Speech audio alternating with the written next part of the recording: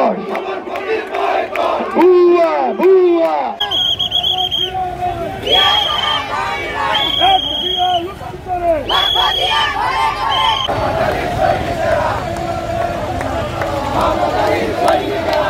সংগ্রামী সাথী বন্ধুরা, আপনারা জানেন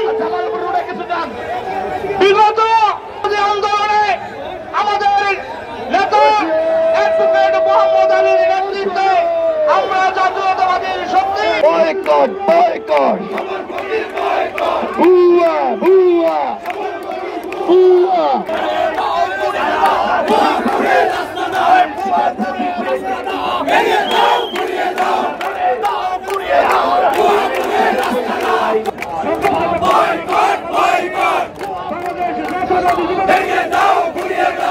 সম্মানজনক ভাবে যেন আমরা আগামী দিনে বিএনপি করতে পারি।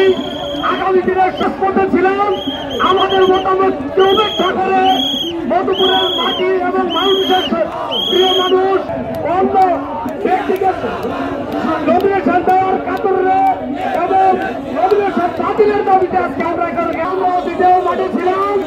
কোনদিন আমরা এই বিএনপি থাকি নাই।